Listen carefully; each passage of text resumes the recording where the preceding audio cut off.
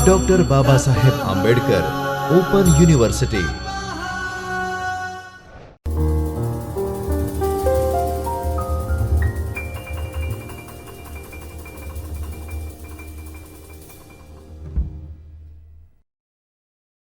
नमस्कार विद्यार्थी मित्रों, doctor Baba Saheb Ambedkar open university के इस आभासी कक्षा में मैं प्राध्यापिका पारुल परमार आप सभी का हार्दिक स्वागत करती हूँ। आज हम इस कक्षा में द्वितीय वर्ष बीए के पेपर 4 यानी कि HNDM 204 हिंदी की कथेतर गद्य विधाएं की इकाई 3 रेखाचित्र, पत्र साहित्य, डायरी, रिपोर्टाज विधाओं का परिचय के बारे में बात करेंगे। इस इकाई को पढ़ने के बाद आप गद्य के प्रादुर्भाव के बारे में जानकारी प्राप्त करेंगे। रेखाचित्र, पत्र साहित्य, डायरी, रिपोर्टाज विधाओं का परिचय, स्वरूप और विकास की जानकारी प्राप्त करेंगे।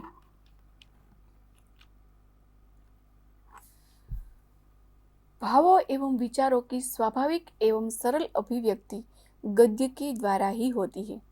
इसी कारण सामाजिक, साहित्यिक तथा वैज्ञानिक आदि समस्त विषय को लिखने का माध्यम प्रायः गद्य है। गद्य का प्रादुर्भाव आधुनिक काल यानी कि 1850 ईस्वी सन से हुआ है।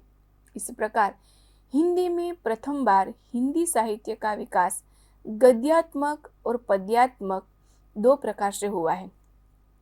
हिंदी गद्य के प्रवर्तक भारतेंदु को माना जाता है। भारतेंदु युग से गद्य साहित्य की अनेक विधाएं सामने आती है, जिनमें नाटक, निबंध, समीक्षा, उपन्यास, एकांकी, कहानी, जीवनी, आत्मकथा, यात्रावृत्त, व्यंग्य, साक्षात्कार, पत्र साहित्य, रिपोर्टाज, डायरी, रेखाचित्र, संस्मरण आदि को हम देख सकते हैं। आज हम रेखाचित्र, पत्र साहित्य, डायरी, रिपोर्टाज आदि विधाओं का परिचय प्राप्त करेंगे, जिनमें सबसे पहले हम बात करें रेखाचित्र की, तो रेखाचित्र का परिचय, स्वरूप एवं विकास की। तो सबसे पहले रेखाचित्र का परिचय। तो रेखाचित्र शब्द अंग्रेजी के स्केच शब्द का हिंदी रूपांतर है। जैसे स्केच में रेखाओं के माध्यम से किसी व्यक्ति या वस्तु का चित्र प्रस्तुत किया जाता है, ठीक वैसे ही शब्द रेखाओं के माध्यम से किसी व्यक्ति के व्यक्तित्व को उसके समग्र रूप में पाठकों के सम्मुख प्रस्तुत किया जाता है। हिंदी साहित्य में जिस प्रकार रेखाचित्र विधा के रूप में प्रवाहमान है, वैसी कोई विधा या परंपरा पाश्चात्य या यूरोपीय साहित्य में विकसित नहीं होती है। रेखाचित्र किसी व्यक्ति, वस्तु, घटना या भाव का कम से कम शब्दों में मर्मस्पर्शी, भावपूर्ण एवं सजीव अंकन है।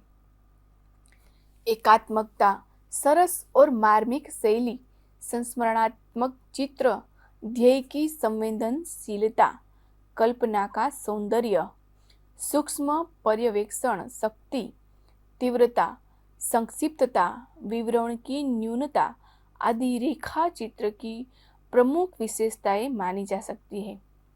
अमरनाथ के अनुसार कहानी और निबंध के बीच जलती रेखाचित्र सर्वथा एक नई विधा है। इसकी सफलता शब्दों और वाक्यों के कलश संगुम्फन पर निर्भर करती है।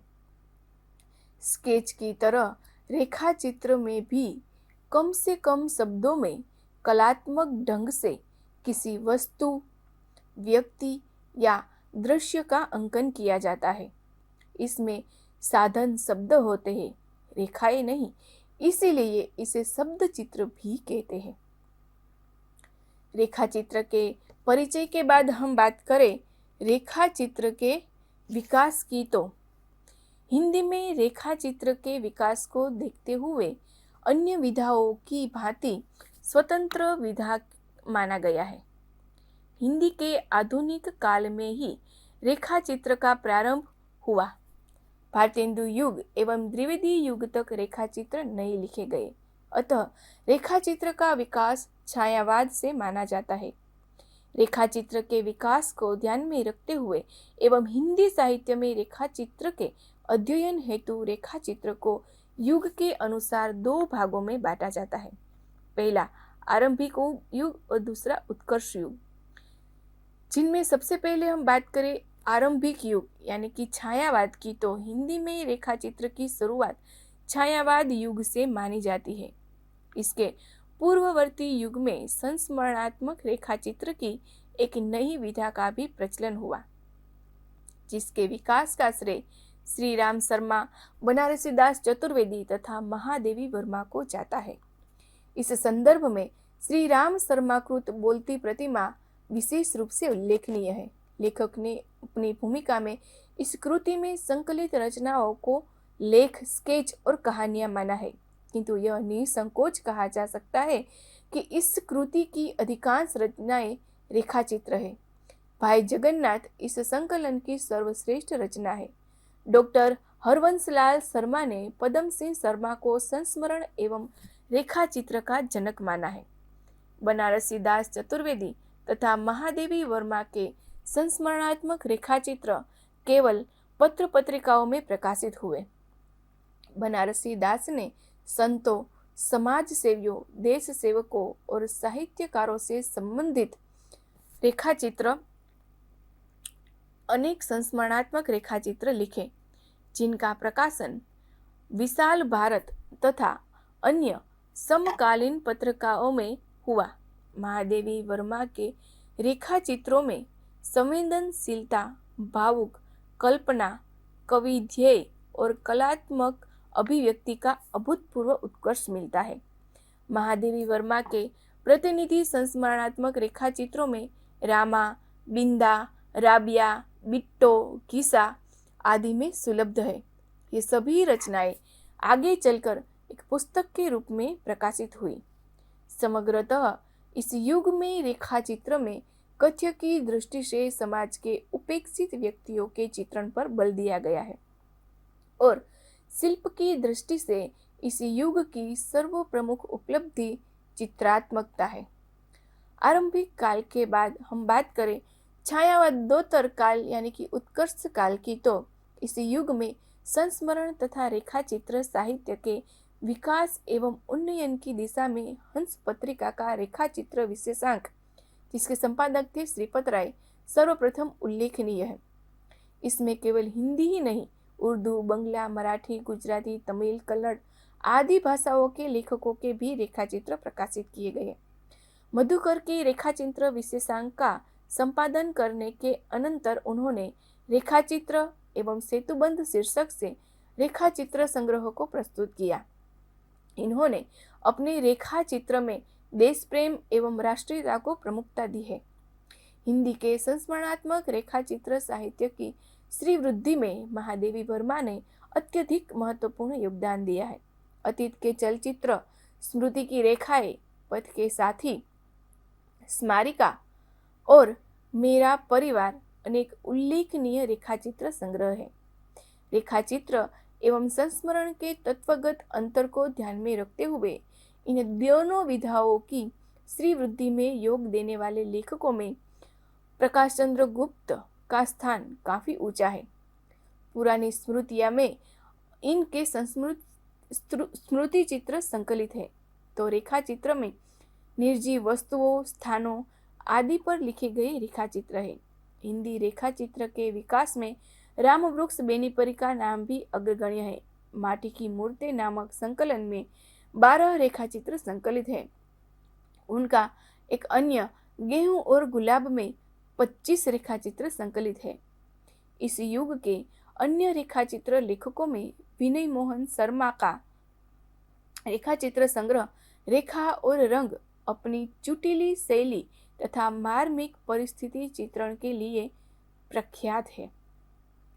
कन्हैयालाल मिश्र प्रभाकर कृत माटी हो गई सोना एवं दीप जले शंख बजे में संग्रहित रेखाचित्र भी उल्लेखनीय है।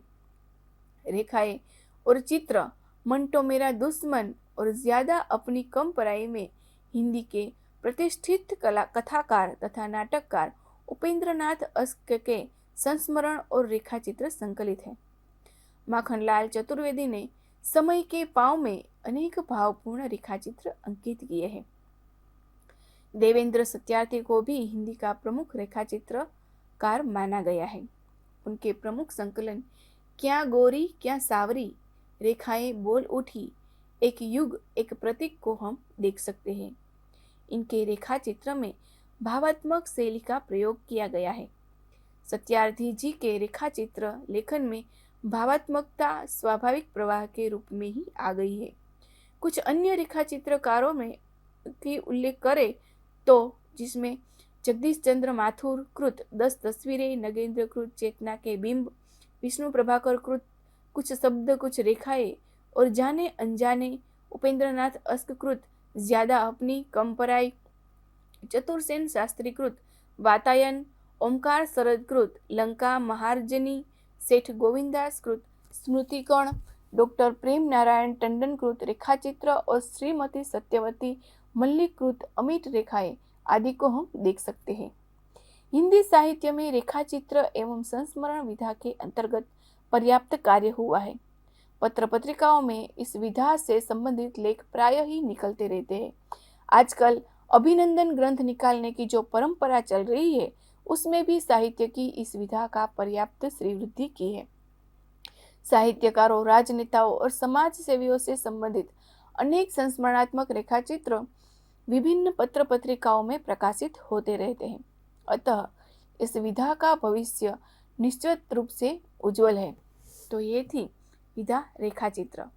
रेखाचित्र के बाद हम बात करें पत्र साहित्य की, तो सबसे पहले हम देखें तो पत्र साहित्य का परिचय। पत्र साहित्य की वह विधा है जिसके द्वारा मनुष्य समाज में रहते हुए अपने भावों एवं विचारों को दूसरों तक संप्रेषित करना चाहता है। इसके लिए वह पत्रों का सहारा लेता है। अतः व्यावसायिक, सामाजिक, कार्यालय आदि से संबंधित अपने भावों एवं विचारों को प्रकट करने में पत्र अत्यंत उपयोगी होते हैं। डॉक्टर वासुदेव शरण अग्रवाल कहते हैं कि मेरी समझ में किसी व्यक्ति की भारी भरकम साहित्यिक कृति आंधी के समान है। उसके साहित्यिक पत्र उनके झोंकों के समान है और धीरे से आते रहते हैं और वायु की थोड़ी मात्रा साथ लाने पर भी सांस बनकर जीवन देते हैं। समाचारों का आदान प्रदान करना पत्र लेखन कहलाता है। प्राचीन समय में पत्र लेखन का बहुत अधिक प्रचलन था। पत्र चाहे औपचारिक हो या अनौपचारिक, दोनों ही स्थिति में पत्रों का उपयोग किया जाता है। परंतु आज समय की आधुनिकता के साथ साथ चीजों का भी आधुनिकीकरण हो रहा है। अनौपचारिक पत्रों के लिए मोबाइल, टेलीफोन, टेलीग्राम आदि का इस्तेमाल करने लगे हैं। आधुनिक युग में पत्र लेखन को कला की संज्ञा दी गई है। धीरे धीरे साहित्य में भी इसका उपयोग होने लगा। एक अच्छे पत्र के लिए कलात्मक सौंदर्य बोध और अंतरंग भावनाओं की अभिव्यंजना आवश्यक है। पत्र में लेखक की भावनाएं ही व्यक्त नहीं होती, बल्कि लिखने वाले का व्यक्तित्व भी उभरता है। इसमें लेखक के चरित्र, दृष्टिकोण, संस्कार, मानसिक स्थिति, आचरण इत्यादि सभी एक साथ झलकते हैं। अतः पत्र लेखन के प्रकार की कलात्मक अभिव्यक्ति है। अब हम बात करें पत्र लेखन के विकास की, तो हिंदी साहित्य में पत्र का उद्भव द्विवेदी युग से माना जाता है। भारतेंदु युग में पत्र विधा का विकास नहीं हुआ था। हिंदी साहित्य का पहला पत्र मुंशीराम ने 1904 में प्रकाशित करवाया था, जो पत्र स्वामी दयानंद सरस्वती से संबंधित पत्रों का संकलन था। इस युग का ही नहीं, समूचे हिंदी साहित्य में पहला प्रकाशित पत्र संग्रह है। इस युग का दूसरा महत्वपूर्ण पत्र संग्रह की बात करें तो भगवत दत्त ने ऋषि दयानंद का पत्र व्यवहार शीर्षक से संपादित किया गया पत्र संग्रह प्रकाशित किया। छायावाद युग में पत्र साहित्य के संदर्भ में जो संग्रह प्रकाशित हुए उनमें पत्रांजलि, विवेकानंद पत्रावली, और पत्रावली तथा पिता के पत्र पुत्री के नाम उल्लेखनीय पत्र संग्रह है। पत्रांजलि का संपादन सतीश चंद्र द्वारा किया गया, तो विवेकानंद पत्रावली का प्रकाशन श्री रामकृष्ण आश्रम देहरादून से हुआ।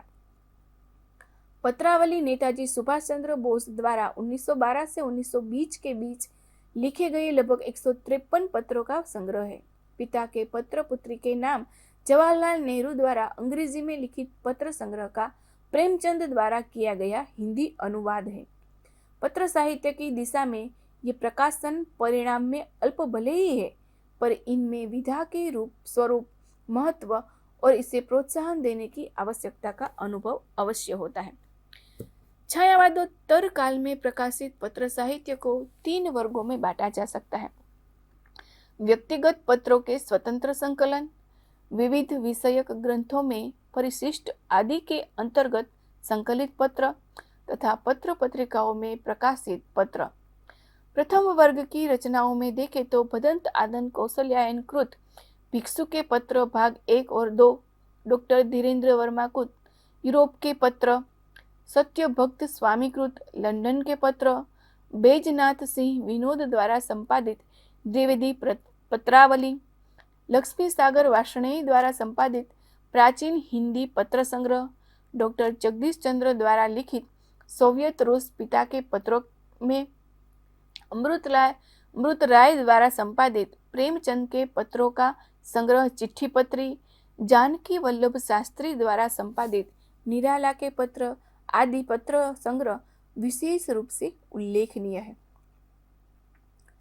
द्वितीय वर्ग से संबंधित पत्र साहित्य में राजनीतिक आदि विभिन्न क्षेत्रों की महान विभूतियों के पत्र संग्रह साहित्य का अमूल्य भंडार संकलित है।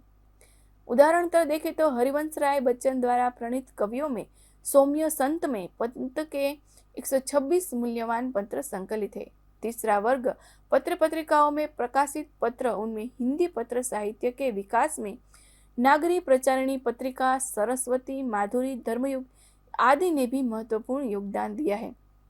लगभग सभी पत्रिकाओं में आपका पत्र मिला, चिट्ठी पत्री, पत्र प्रसंग आदि स्तंभों के अंतर्गत पाठकों के पत्र प्रकाशित होते रहते हैं, जिनमें साहित्य, समाज, राजनीति, धर्म आदि से संबंध विभिन्न समस्याओं के विषय में जनता के विचारों की अभिव्यक्ति रहती है।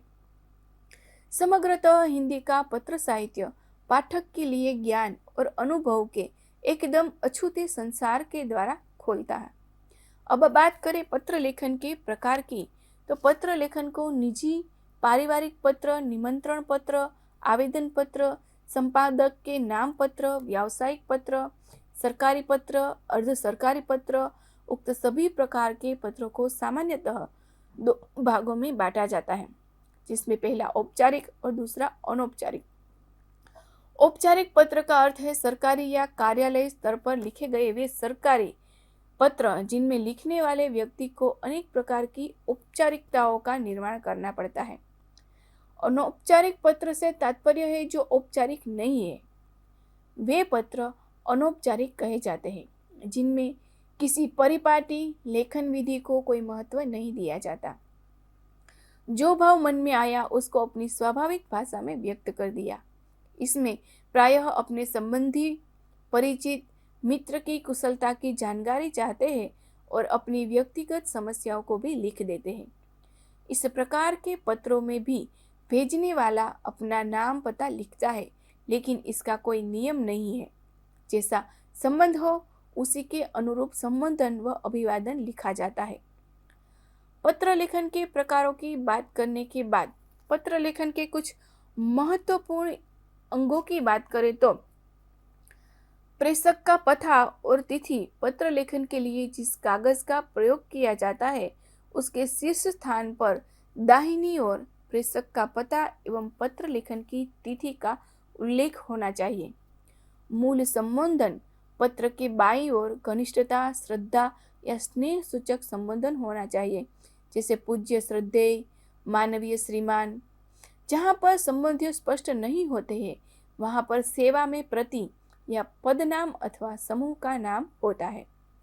उसके आगे हाइफन देकर नीचे पद का नाम और संस्था का नाम एवं पता आदि लिखे जाते हैं। अभिवादन या शिष्टाचार संबोधन की पंक्ति के अंतिम वर्ण के नीचे एक नई पंक्ति प्रारंभ करके अभिवादन या शिष्टाचार सूचक शब्द लिखे जाते हैं।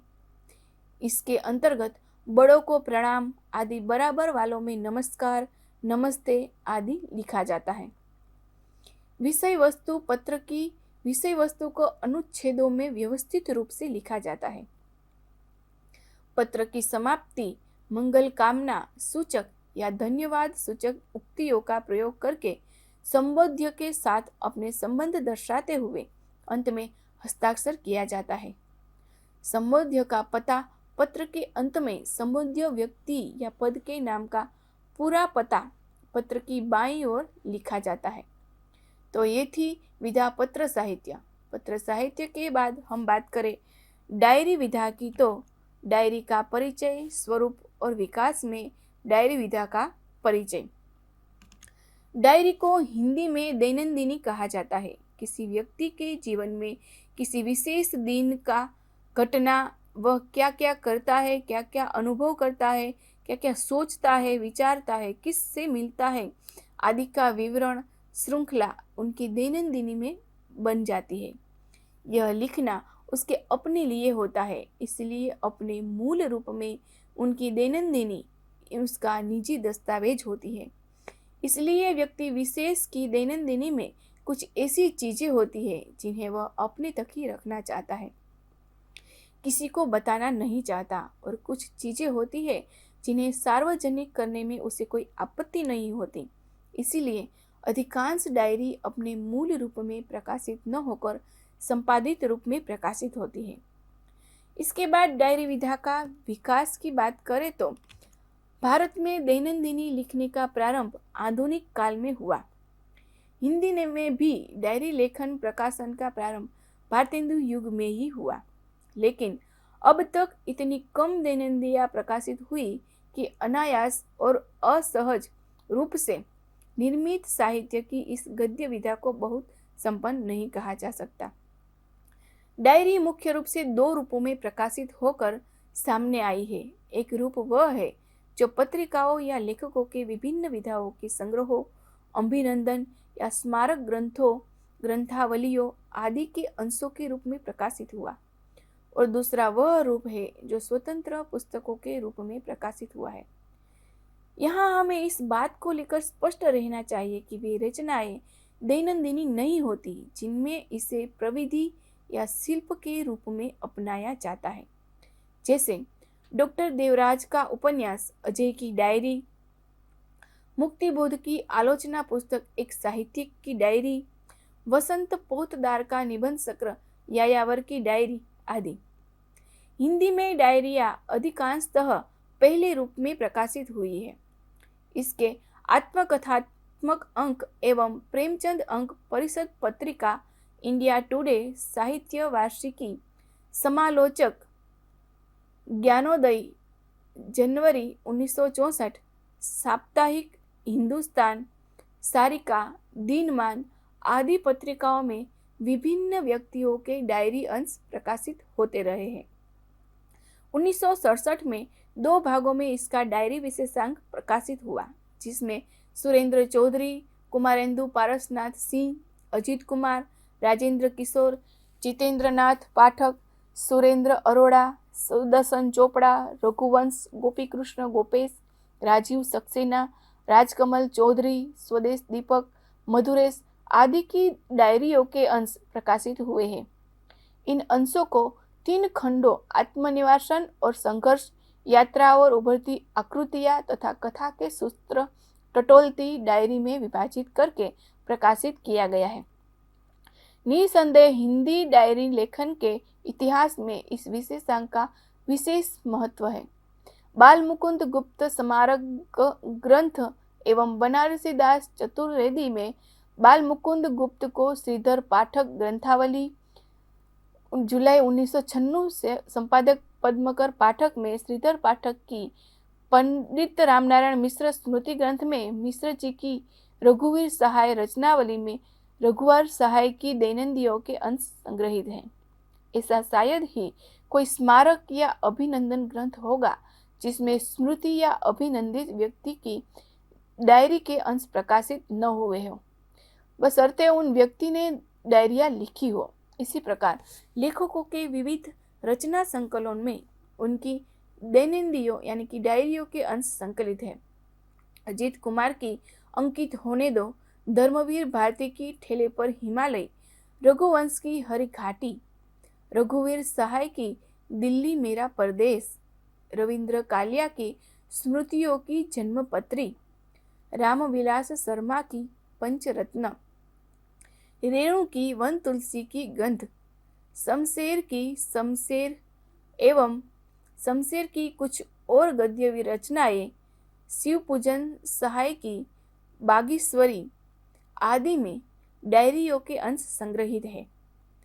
पुस्तक रूप में अनेक डायरियां प्रकाशित हुई है। इनमें से उल्लेखनीय डायरिया इस प्रकार है: राधाचरण गोस्वामी की दैनंदिनी, सत्यदेव जी की मेरी डायरी, नरेंद्र देव शास्त्री वेद तीर्थ की जेल डायरी, घनश्याम बिड़ला की डायरी के कुछ पन्ने, इलाचंद्र जोशी की डायरी के कुछ नीरस पृष्ठ, धीरेन्द्र वर्मा की मेरी कॉलेज डायरी, पद्मलाल पन्नालाल बख्शी की मेरी डायरी, बच्चन की प्रवास कार्यकर्ता की डायरी, दिनकर की डायरी, रामेश्वर टाटिया की डायरी के पृष्ठ क्या खोया क्या पाया, तो जयप्रकाश नारायण की मेरी जेल डायरी, चंद्रशेखर की मेरी जेल डायरी, जानकी वल्लभ शास्त्री की एक असाहित्य की डायरी, मोहन राकेश की डायरी, मलजय की डायरी,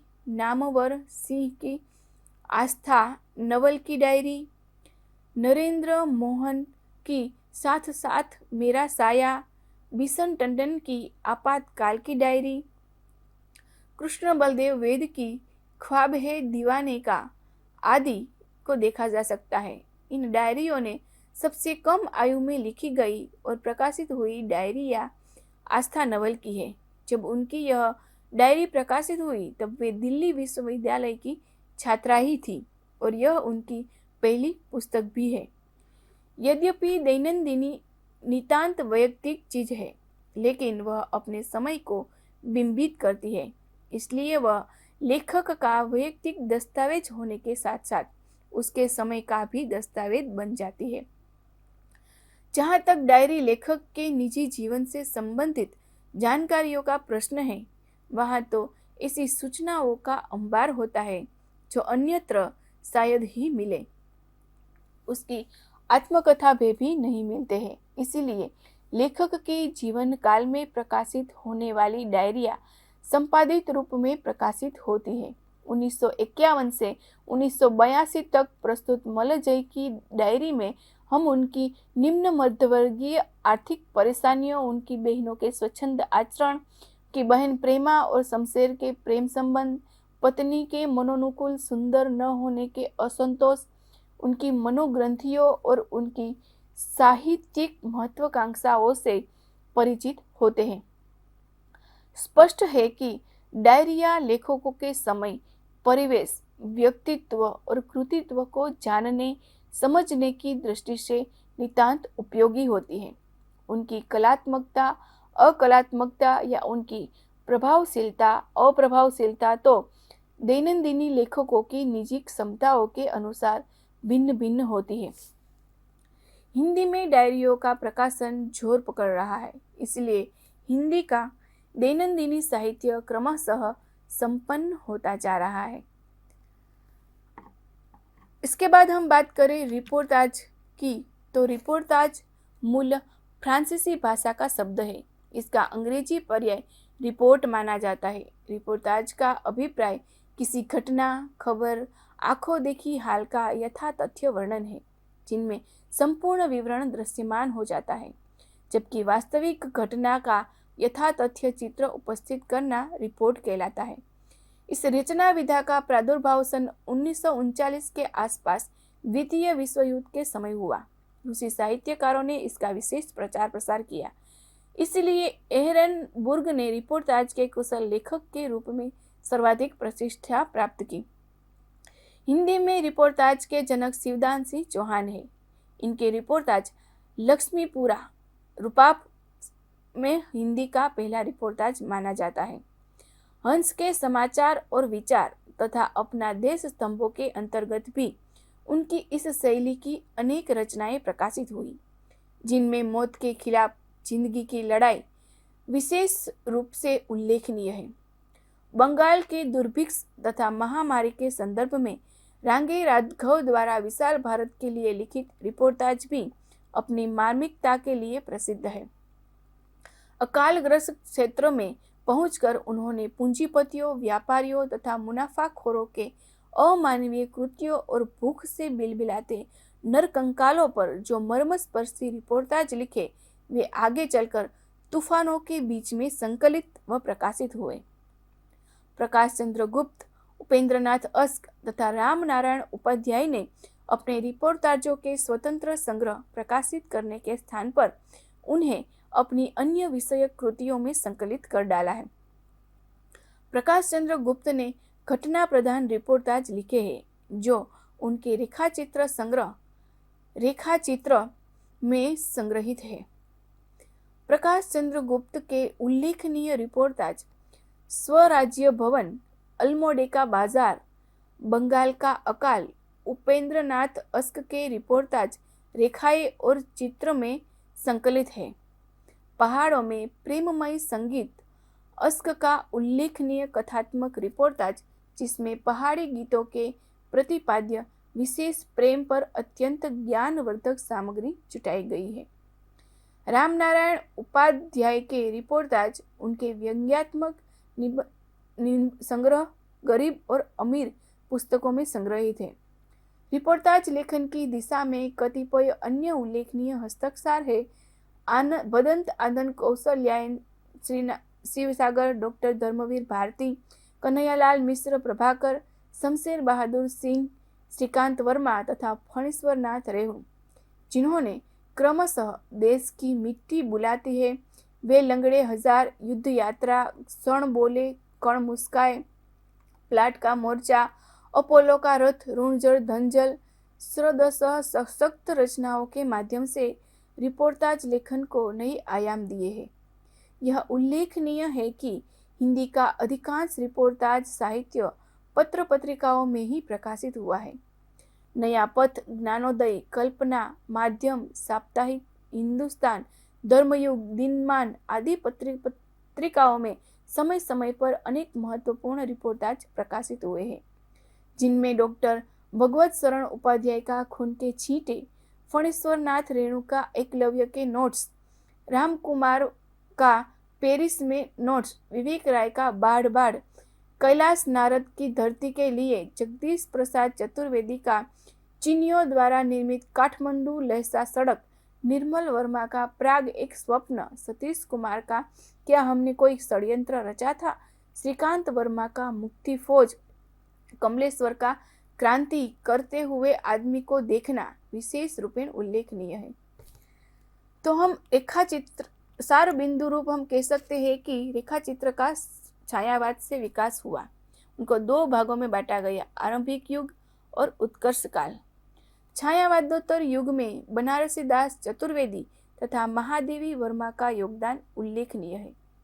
छायावादोत्तर काल में रेखाचित्र साहित्य में महादेवी वर्मा के साथ प्रकाश चंद्र गुप्त, रामवृक्ष बेनीपुरी, माटी की मूर्तें, विनय मोहन शर्मा रेखा और रंग, देवेंद्र सत्यार्थी रेखाएं बोल उठी आदि प्रमुख रेखा चित्रकारों का योगदान उल्लेखनीय है। साहित्यकारों, राजनेताओं और समाज सेवियों से संबंधित अनेक संस्मरणात्मक रेखाचित्र विभिन्न पत्र पत्रिकाओं में प्रकाशित होते रहते हैं। अतः इस विधा का भविष्य निश्चित रूप से उज्जवल है। पत्र लेखन एक प्रकार की कलात्मक अभिव्यक्ति है, जिसके द्वारा मनुष्य समाज में रहते हुए अपने भावों एवं विचारों को दूसरों तक संप्रेषित करना चाहता है। लेखन के मुख्यतः दो प्रकार है, औपचारिक और अनौपचारिक। द्विवेदी युग का प्रमुख पत्र मुंशीराम का माना जाता है, जो पत्र विधा का प्रथम पत्र है। छायावाद विवेकानंद पत्रावली तथा पिता के पत्र पुत्री के नाम उल्लेखनीय है। छायावादोत्तर काल में धीरेन्द्र वर्मा कृत यूरोप के पत्र, अमृतराय द्वारा संपादित प्रेमचंद्र के पत्रों का संग्रह चिट्ठी पत्र, जानकी वल्लभ शास्त्री द्वारा संपादित निराला के पत्र आदि विशेष उल्लेखनीय है। डायरी व्यक्ति जीवन की दस्तावेज होता है। डायरी लिखने का प्रारंभ भारतेंदु युग से ही हुआ, लेकिन अब तक इतनी कम डायरियां प्रकाशित हुई कि अनायास और असहज रूप में निर्मित साहित्य की इस गद्य विधा को बहुत संपन्न नहीं कहा जा सकता। रिपोर्टाज विधा का प्रादुर्भाव सन 1939 में हुआ था। हिंदी में रिपोर्टाज के जनक शिवदान सिंह चौहान, जिनका रिपोर्टाज लक्ष्मीपुरा को माना जाता है, भदंत आनंद की धर्मवीर भारती, शमशेर बहादुर सिंह, फणीश्वरनाथ रेणुका आदि सशक्त रचनाकारों ने रिपोर्टाज लेखन को नए आयाम दिए हैं और ये सारी विधाएं आज अपना अपना अस्तित्व लिए हुए विकास कर रही है। तो आज हम यहाँ हिंदी HNDM 204 की इकाई 3 रेखाचित्र, पत्र साहित्य, डायरी, रिपोर्टाज विधाओं का परिचय यहाँ पूर्ण करते हैं और फिर मिलेंगे एक नई इकाई के साथ। तब तक के लिए धन्यवाद। स्वाध्यायः परमं तपः।